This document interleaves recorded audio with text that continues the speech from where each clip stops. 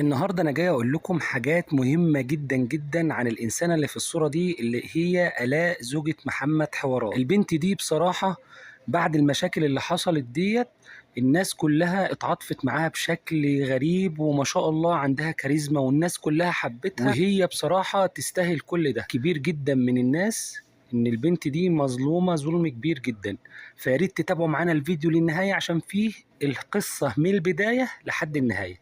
نسمع الفيديو ونركز مع بعض في كل كلمة، وطبعا اللي بيحب آلاء يدعي لها ربنا يقومها بالسلامة، ويا ريت تشتركوا في القناة عندي. بداية القصة يا جماعة تبدأ من هنا، شوفوا الفيديو ده وشوفوا كمية الحزن اللي كانت فيه آلاء، وكملوا معانا بقية الفيديو كله، ما تفوتوش لحظة. كنا آلاء الفترة الأخيرة دي نفسيتها، يعني أنا قلت لكم تحت الصفر، فده قليل على الوصف بتاعها. انت مالك بتعيطي ليه؟ انت هتعيطي ولا ايه؟ آلاء يا آلاء، لا اله الا الله، لا اله الا الله يا آلاء، يا آلاء،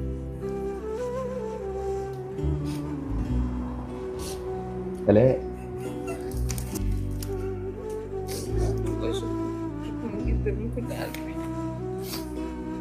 انت كنت بتعيطي ليه والله؟ فإن شاء الله بإذن الله النهاردة قررت إن أنا أعمل لها مفاجأة جامدة جدا جدا جدا، وتابعوا معانا. بس ما تنسوش تحطوا اللايك، عايزين نوصل الفيديو ده ل 100,000 لايك بعد إذنكم يا جمهورية. عايزين دعم الفترة دي بالذات، دعم قوي جدا. عايزين الفيديو ده يوصل ل 100,000 لايك. كل اللي بيحب محمد وآلاء يحط اللايك دوت، واكتبوا في الكومنتات تحت هنوصلكم للمليون، هنوصلكم للمليون. عايزين نوصل للمليون، تشتركوا في القناة وتفعلوا زر. بعد الصلاة على الرسول صلى الله عليه وسلم والدعاء لإخواتنا بالنصر يا رب العالمين، نبدأ معاكم كلامنا عن محمد وآلاء تحديدا، وعن ايه اللي هيحصل يا جماعة. بعد الحمد لله كل الناس شافت ان حمدي واخوه محمد اتصالحوا واتصافوا وكلام من ده. طبعا دلوقتي الناس مقسومة نصين، نص شايف ان كل اللي حصل وكل المسلسل اللي حصل ده كان من بدايته تمثيلية هدفها الريتش يعلى والمشاهدات وكل حاجة تزيد، لان الحاجات دي يدعموا بيها بعض وكده. حد يزعل من حد فبالتالي في تفاعل، بعد كده تشتد الصراعات والخلافات، والناس تبدأ تتعاطف مع ده وبعدين تتعاطف مع ده، وبعد كده يبدأ التصالح بينهم. وفي الأول وفي الآخر كل الناس كسبت مشاهدات وكسبت مشتركين، وطبعا الناس اللي موجودة سواء حمدي ووفاء أو عيلتهم وكل الأطراف مستفادة من المشاهدات بما إنهم محور الموضوع. وكمان حتى الناس اللي بتعمل قنوات رياكت زينا كل الناس استفادت من المشاهدات بما ان الموضوع طول وخد وقت كتير، وطبعا ناس مشهورة وقنواتهم مشهورة. طبعا ده جزء من الناس شايف ان ده اللي حصل، مسلسل كبير اتخصموا وبدأ رد من هنا وبدأ رد من هنا، وطبعا الناس بدأت تتعاطف مع جزء من هنا وجزء من هنا. طبعا ده وجهة نظر جزء كبير جدا من الناس المتابعين لقنوات حمدي ووفاء وعيلة الحاج جابر عموما كل قنواتهم. الجزء الثاني شايف ايه؟ شايف ان فعلا كانت آلاء مظلومة، وطبعا دي الغالبية العظمى.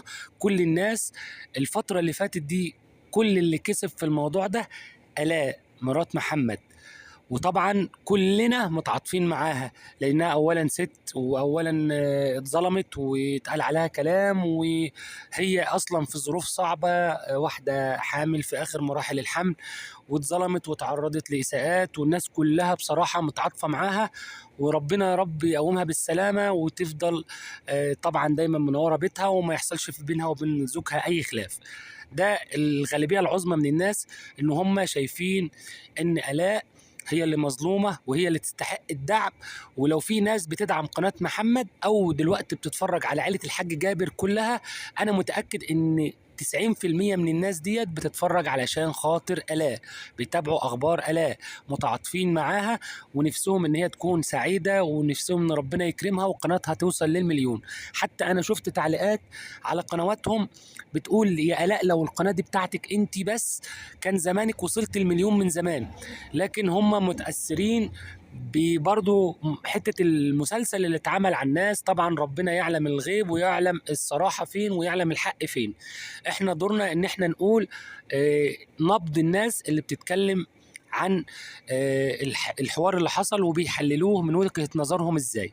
طبعا اذا كان ده كله فيلم هدفه المشاهدات وان الريتش يعلى عندهم، فطبعا هم استفادوا بما فيه الكفاية.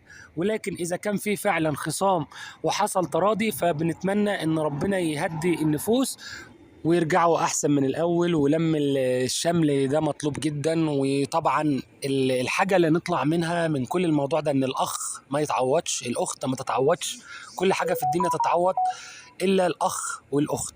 فربنا يا رب ييسر الامور. بس انا عايز من حضراتكم تكتبوا لي انتوا حسيتوا بايه. هل دي كانت تمثيليه كبيره والناس كلها اتلعب بيها، ولا ده فعلا كان خلاف، مع الاحتفاظ ان آلاء في الاول وفي الاخر مظلومة ظلم كبير، وكل الناس بتتمنى ان آلاء تاخد حقها. فسواء كان ده او ده، اكتبوا لنا رأيكم في الكومنتات وقولوا لنا انتوا وجهة نظركم ايه، وربنا يصلح الحال للناس جميعا. بنتمنى لحضراتكم التوفيق والنجاح، وبنتمنى لو اول مرة تشوفوا قناتنا ما تنسوناش بالدعم، باللايك، بالاشتراك، بالشير. شكرا لكم، شكرا جزيلا، والسلام عليكم ورحمة الله وبركاته.